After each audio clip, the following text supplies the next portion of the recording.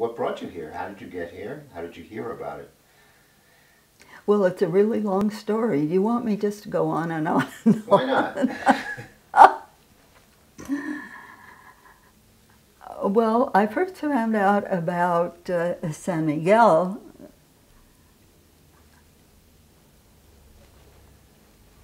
in high school. My last year in high school, I met a young gal whose mother had been brought up in the Campo near San Miguel. Yes. Her father was in World War II, which is when they met, and he was, what did they call the,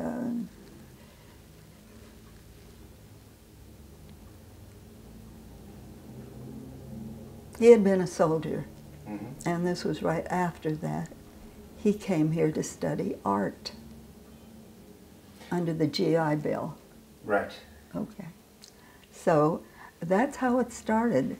We met each other then, and then I went on to do other things, and we met again in Los Angeles.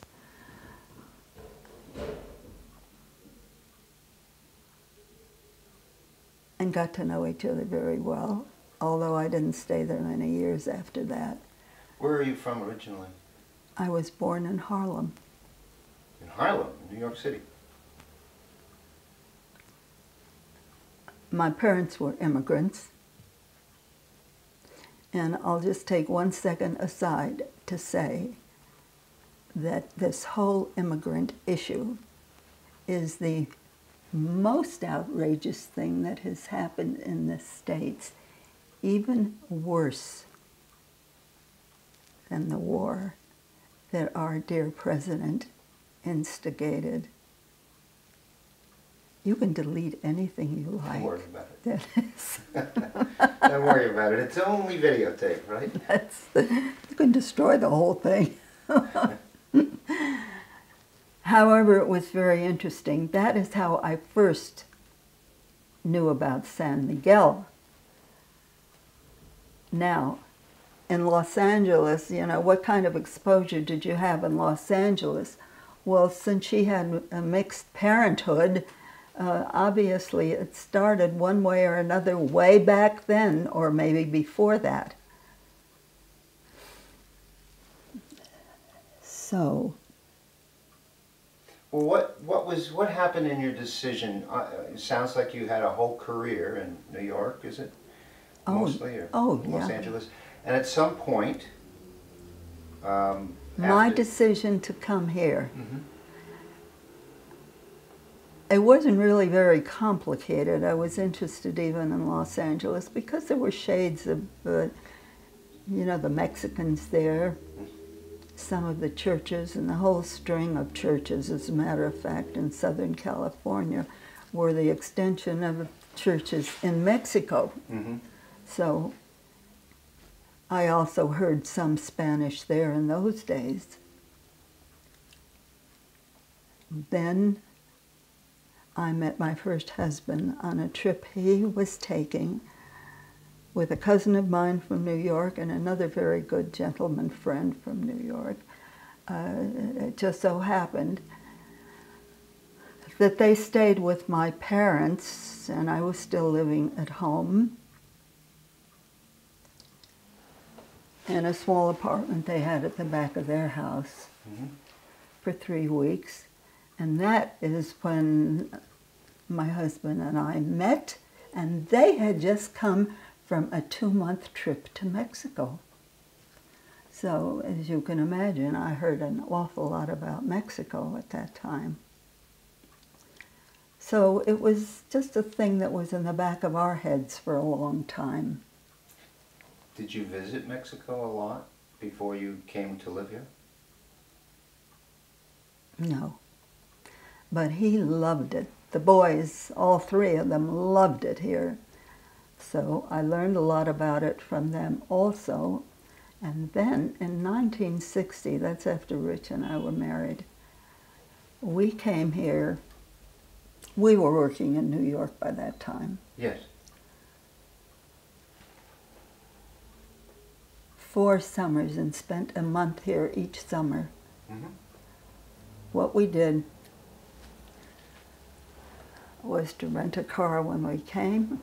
We divided Mexico into 4 parts and spent 1/4 each summer in a different part of Mexico. So I would say that we saw quite a bit of Mexico. Where else did you go in Mexico? All over. We took a separate quarter each. But the reason that this became a final destination in my mind, because he and I never lived here together, but we did. He learned Spanish in 1 month while I was reading to him, and he's driving. Me, I'm still trying to learn more Spanish. The point of all that really is that it was very clearly defined in both our minds. We both really liked it here a lot, and we'd done other traveling, continued to do other traveling, but ultimately wanted to come back here. But by the time I came back here, he was gone already. But the reason that I wanted to come was because I knew about it as an art colony. Mm-hmm. And that was what fascinated me about it. So it seemed like a very logical place for me to want to be in Mexico. Although I was always fascinated by the culture. Had you retired at that time already? Please don't use that word. No, I never really left my business until I was 60. I was past 65. So for me, I've been here 16, a little over 16 years, and it was like just a totally new life. And it's had, you know, nothing is perfect in this world, but I already told you that I had no desire to go back. And there are people, I have some very interesting friends, former clients, and I have very few relatives left. Have you been back to the States? No. Actually, when I ask you something like that, have you been back to the States, could you put the question in the answer, then I don't have to put my voice in. So no, I haven't been back to the States, if you don't mind. I'm sorry. No, just whatever you like. Okay. Don't feel any... No, you asked me if I've been back to the States, and I have not been back to the States. I've had absolutely no desire to go back to the States. I did stay for a year after I went back the first time, but that was because I had this accident, and I had to recoup from the accident, and then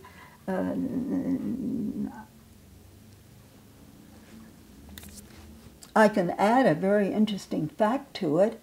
Mm-hmm. My quality control woman from the large business that I had with my second husband was closed by that time. And when I went back, Astrid called me and she said, Mira, listen, you're going to have to stay here for a while, for a few months anyway.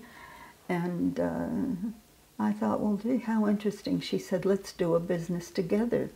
You do your thing and I'll do all the production, which she was able to do. So we did a private business, and I stayed on for a year with her, and it was very successful, and we had a wonderful time. And then I came back here, and I haven't left here since. How has it changed since you first came? San Miguel has changed in the most extraordinary way. A huge infusion of Americans. And I don't want to say too many derogatory things because I don't think that would be fair. The last few years, you can say something derogatory about it because it's become a sales market of real estate. When I first came here, there were just a few real estate firms which had been here for a long time. I happened to have found someone who was recommended to me, who was just absolutely wonderful. Shall I use his name? Sure, sure. Michael Mervyn, who had been here for some time. I think that he was Mexican-American too, but absolutely wonderful. And the way he showed me, I was interested in buying the property, not my husband at that time, who was with me. He wanted to see San Miguel. He had never seen it before, etc., or been in Mexico before. Anyway, Mike spent 4 afternoons with us, took us all over the place, showed us a whole range of housing, you know, from the most elegant to the most junky, of which this was one. And did things, for example, like taking us to Dolores and informing us about the Mexican markets and Mexican facilities that we could avail ourselves of. In other words, he was very, very thorough about the way he did it, and also had a lovely personality. Anyway. Mira, what kind of work did you do in the States? What was your professional life?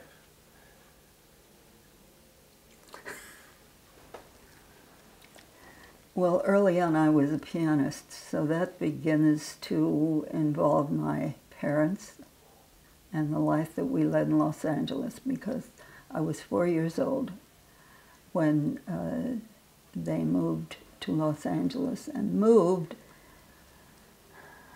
because he and 3 of his other brothers in New York had opened a business by that time. They had a fur business, sold skins,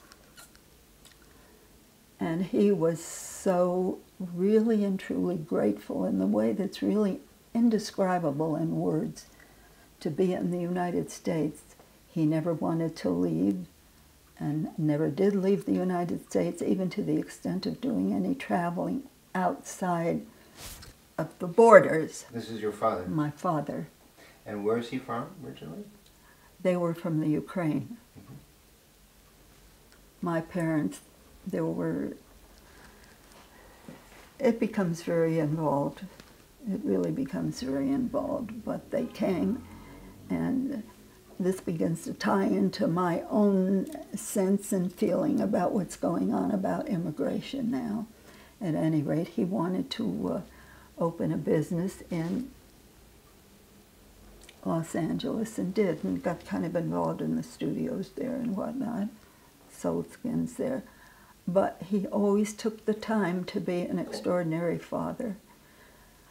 They put me in music school when I was 5 years old, which was a conservatory there, and I loved it. It worked out very well for me. And I did become a musician and had some very interesting experiences there. I don't know that you want me to talk about any of them, but I went through that, and I did recitals. I even played a couple of times with the LA Philharmonic. Wow. And then moved on for a number of reasons, which I won't go into here. But I ended up doing graphic arts.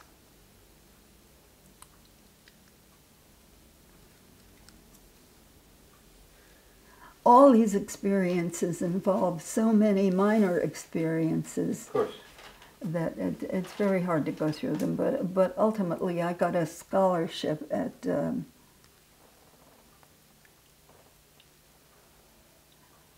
Los Angeles Arts Center, and changed my mind for other reasons about the music. Yeah, I know the art center there. That's a good school. It was terrific. School of Design, yeah.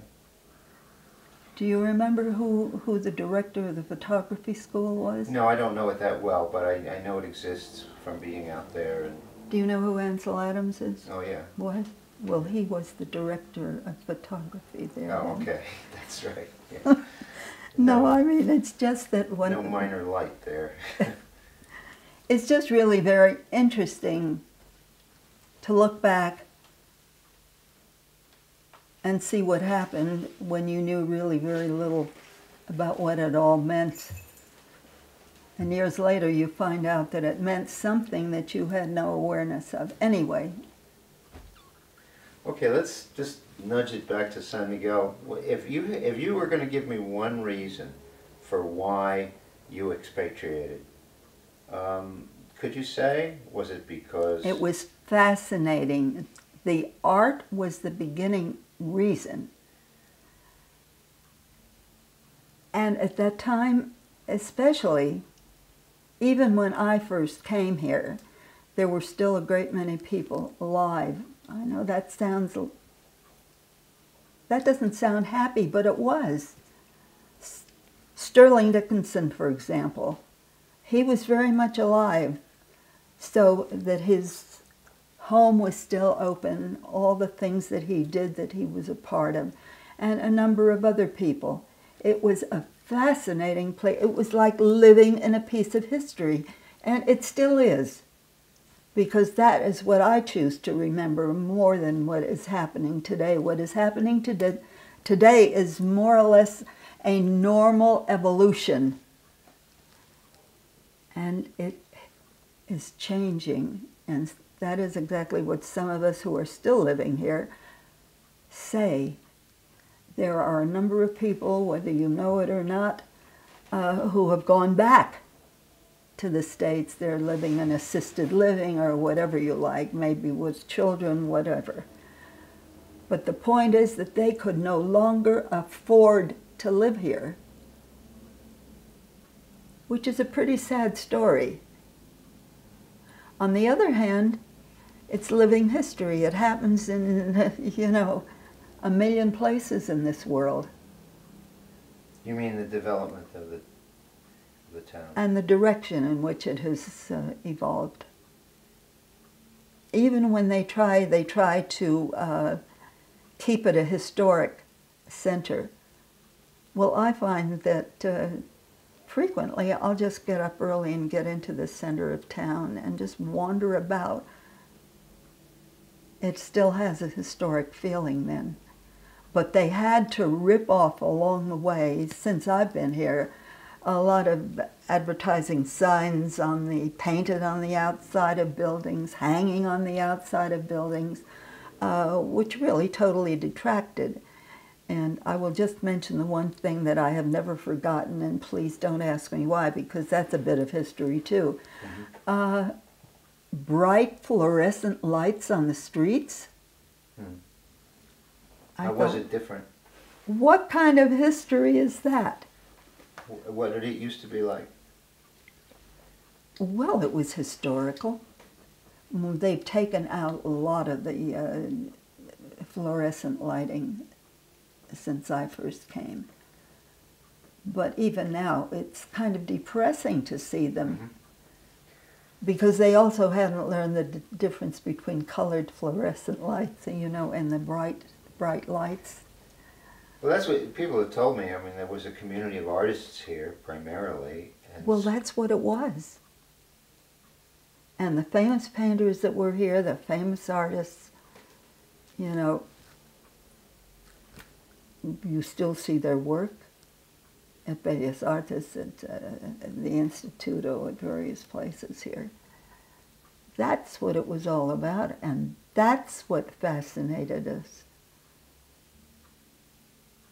But by the time I came here, you know, I think there were maybe 2 or 3 of them living, and that was it. Yeah. And they had a different connection to the culture, too. Totally different. Did you ever see this Frida Kahlo film? I've seen them all. Well, then you've seen more than I have. And the reason I mention it, because I just saw one the other day, you know, that was at the, absolutely fascinating what used to go on in Mexico and what continues to go on in various parts of Mexico. But this town, here I am, I'm digressing. It's okay. Just keep asking me questions because I'll go off on tangents, which will probably... Well, anything about this town is what we're talking about. It's really as much about the town as... Well, it has changed so dramatically, it's hard to believe. But what some of us will continue to admit and be very happy for is that the core remains here. And that's very, very... It's exciting. It's wonderful, and no matter what, there are those of us who would never leave here. So here we are.